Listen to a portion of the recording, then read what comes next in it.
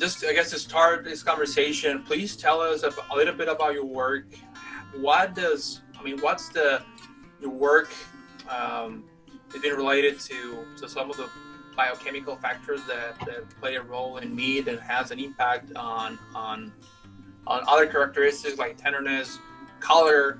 Well, tell us more about from your experience. What do you think when we talk about meat quality from your perspective? Please tell us a little bit more about that. Yeah, so my PhD was actually in bovine myogenesis, and I studied double muscling.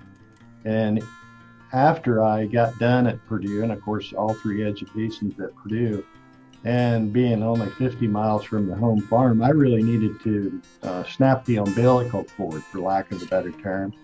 And so I reached out to some labs in Europe to study myogenesis, because at that time it was pretty hard to get double muscled cattle. And so I finally I got an invitation to go to a French lab, Institution Nationale de Recherche Agronomique, which is a comparison to the USDA labs that we have in the United States.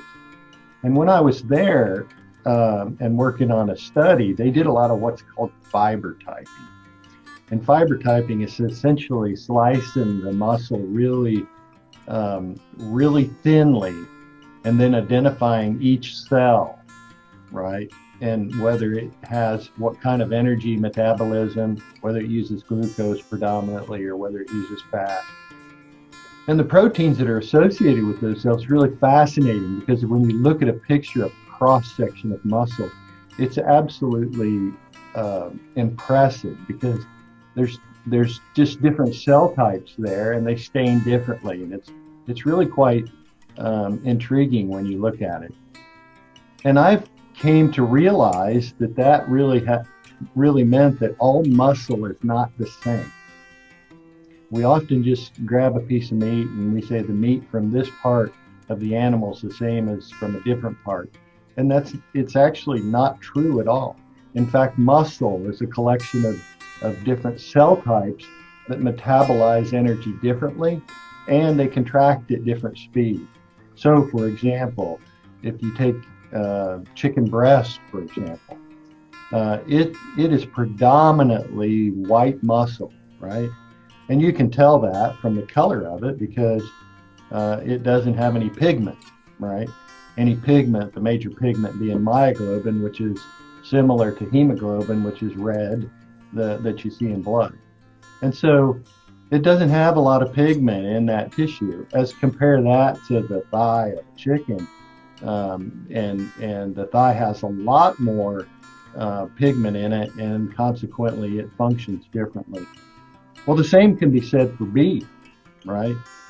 It's just the magnitude of the difference is not that great between muscles in the round or muscles in the longissimus dorsi. There is some variation in pork, though, if you look at the ham muscles, and oftentimes those muscles that are lighter are superficial on the ham, on the outside, and those closer to the bone are more red. And of course, they're more red because they work more often, right? So they stabilize the joint when the pig's standing. When the pig walks around, he uses those muscles that stabilize it. In the same way, in humans, the muscles around our spinal column are more red and more fatigue resistant, right? And when we say fatigue resistant, it means they can work better. I always use this example in class. If anyone's ever picked up a chicken, I said, what does a chicken do?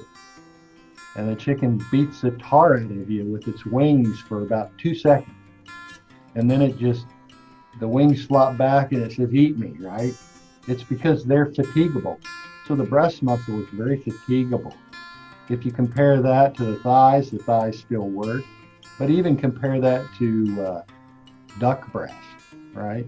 Duck breast is red meat, as is goose breast meat, because it's fatigue resistant, because those are migratory birds and they have to use those breast muscles to fly long distances and become and they're fatigue resistant.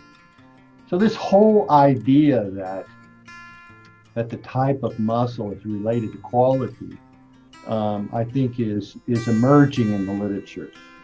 I have some students that have graduated and gone to different universities and are running research programs, and certainly the energy metabolism that's used in those individual fibers can affect tenderness, can affect protease abilities. In fact, Dr. Scheffler at the University of Florida has noticed that the zebu cattle regulate energy differently because of the energy metabolism that occurs in some of that muscle. Wow.